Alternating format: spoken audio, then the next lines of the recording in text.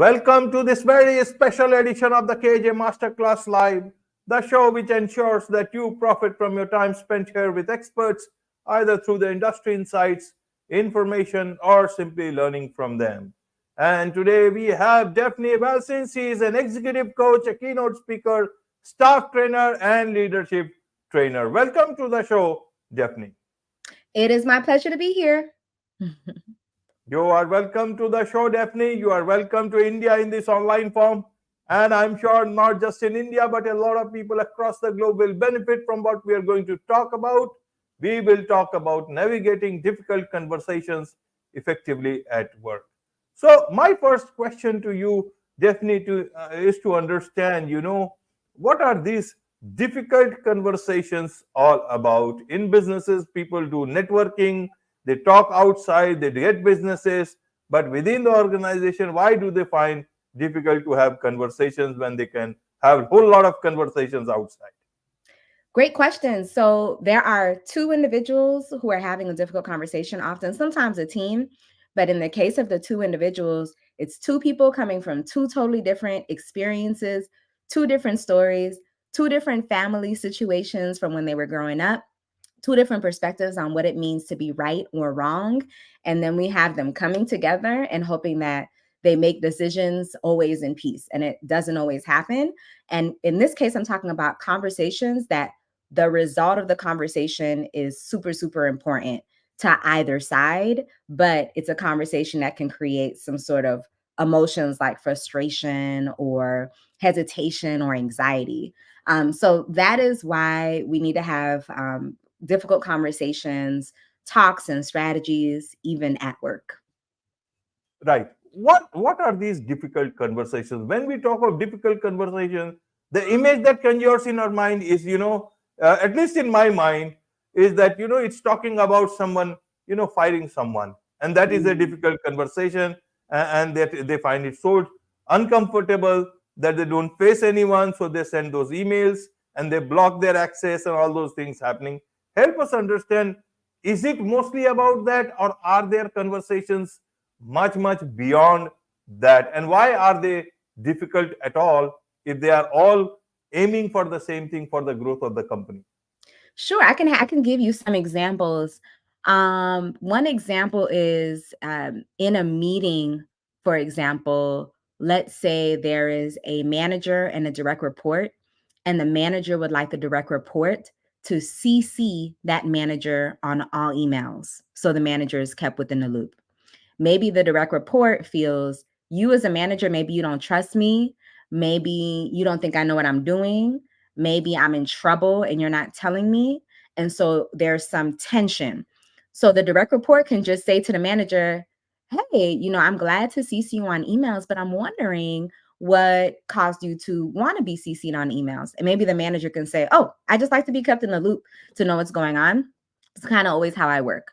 Or the manager can say, well, you made a big mistake with our client 2 weeks ago, and I want to make sure that I'm on the emails to be able to catch mistakes in the future. And even if the manager says that, it's a great thing that the direct report is clear and open. But then the manager has to decide after that and the direct report, is this now going to turn into an argument or a debate? So a difficult conversation can happen around something that can be very simple and more calm of a situation where two people just have different perspectives on things. And that can happen for anything. Someone says, well, we need to email our client now to tell them what's going on. And someone could say, well, I don't think we should email them right now. I think we should wait till next week. So every single day, there are situations that come up at work that require a conversation that could be calm and cool and connected, or it could be a very tense, difficult conversation. Right, right. So how do you create a workplace which has difficult conversations, but it becomes difficult, doesn't become difficult for people, and that there are no enemies, there is no bloodbath? How do Yeah. you create that? The HR is already there. There are many rules already in place. The divisional responsibilities are already in place. People know what their job is. They have all their job descriptions laid out for them. Why is it that if someone is just, can it be just, marking someone? Can it be at the end of the day, the boss is the boss? And if he or she is saying something, then why don't people take it? Why does it have to become difficult? And even if someone has to fire someone, they can always do it. So Yeah. why do you get threatened by these things or feel bad about it? At the end of the day, it is a job. Tomorrow, if you find a job somewhere else better, you will go. Forget about you. Even the CEO will go. So how Yeah. does, yeah? Isn't everyone is working at a place? They want growth, personal growth, professional growth. That's why this great resignation happened. Quite quitting still on. So help us understand, why does it have to be so bad, so difficult for this? Is it about ego? Is it about something else? What do you tell these leaders who come to you? What do you tell staff when you train them? I want to understand this Yeah. whole aspect, because we are now dealing with a lot of toxicity in workplaces. All these conversations, it sometimes can become difficult to understand why the all this problem at all. Yeah, that's a very good question. Why are there any issues at all, especially when you have authority, a person of authority in a position where people should listen to their guidance? I think one of the reasons is the personalities at work, different personalities. So there's an assessment that I do at different companies and facilitate workshops around this assessment called the DISC assessment. And I love it because it's a very simple way to describe some different personalities that people have that can sometimes create tension or can create connection, right? So the with disc, the D is dominant. So the D style is often wanting to move action forward, but not really taking into account emotions and how people feel around different things. Their goal is, it could be innovation, moving things forward, which is great. But they have to be careful in how they're giving instruction so that people feel like they might be acknowledged, for example. Then you have the I. So I'm the I style with the unexpected strength of a C. So the I style is all about emotions.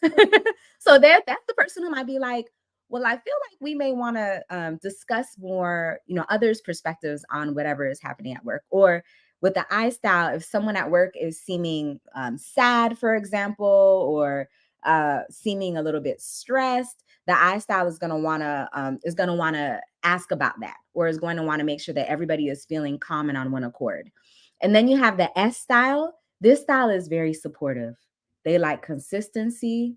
So whatever you say, most of the things that you say to do, they're going to say, "Sure, sounds good. How can I help? What do you need?" So those people are the S. They're very supportive. And then the C style is conscientious. So this style, they like the details. They have a lot of questions. So if the boss is, let's say, a D style, and the boss is like, let's go, let's make it happen. The C style is asking questions. Well, when should we have a buy? Who should be kept in the loop?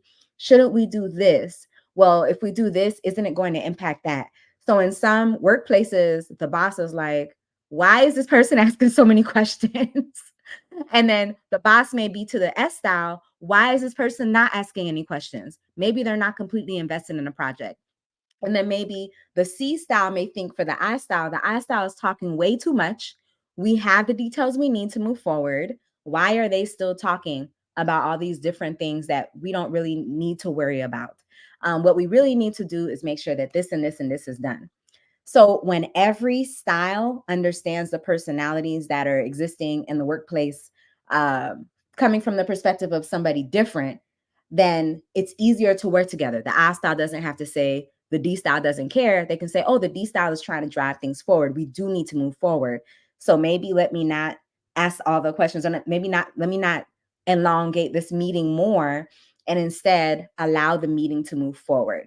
So if everyone can understand each other's style, it can be an easier place to work for everyone.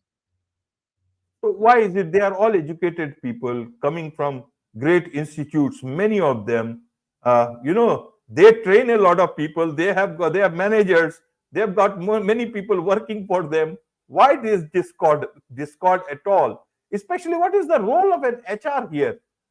Are they doing their role, or is it that they are not doing their role? What is the role of a CEO? Because he or she, the buck stops at them with them.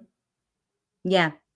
These are good questions. So with HR, in my experience, HR can come in when, well, they could come in at any time, but often they can come in when things are really, really bad. So if we're just in a meeting and one person is like overbearing in the meeting, and then another person is not speaking up enough, and then another person is trying to move things forward, HR may not be called in at that point. But just what I said, the things that are happening in that meeting can result in people quitting, or quiet quitting, as you mentioned. So they're like, well, nobody wants to hear what I have to say, so maybe I need to move to a different job. Or the person who's a D style is like, these people are not trying to work, and I am trying to work. I'm trying to innovate. I'm trying to move things forward. Nobody's being receptive. And I will say, in the clients that I've had, these people are VP, C-suite level, like all these different levels. All of those personality styles still exist. You could go to Harvard, Princeton. I went to Penn, right? And you still have people who you are with in your group. Even if you think about group projects that you've done when you were in school, you have someone who's quieter. You have someone who is moving things forward. You have someone who you're like, oh my gosh, our meeting should be 15 minutes and they're an hour. This person needs to reduce the amount that they're contributing. So it can be really, really smart, intelligent, well-meaning people who just have different ways of working. But in my experience, being honest about what to do moving forward is so helpful.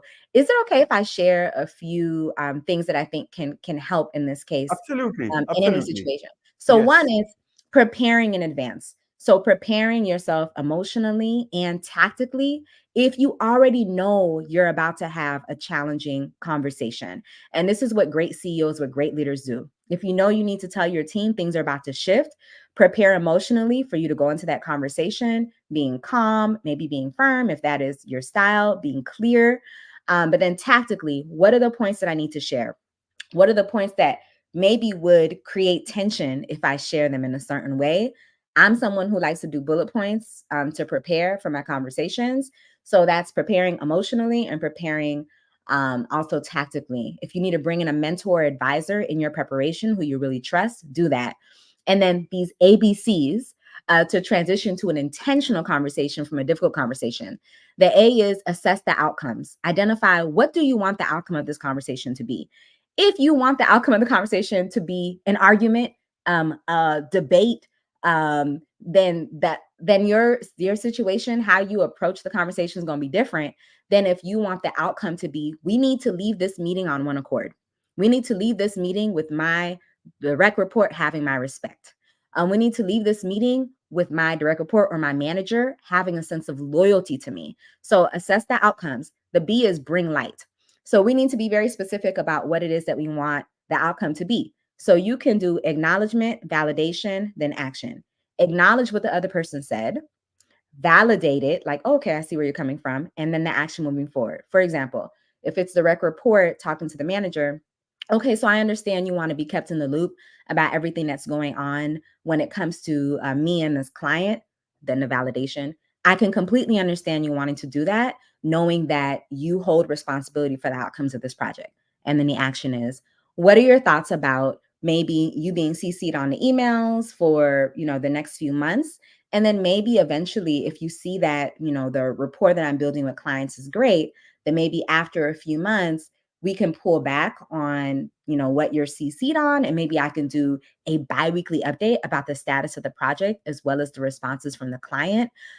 Just, as we're moving along in the project, because I definitely want to make sure I'm taking on more responsibility in the project. So the B is bring light to what it is that you want to happen, right?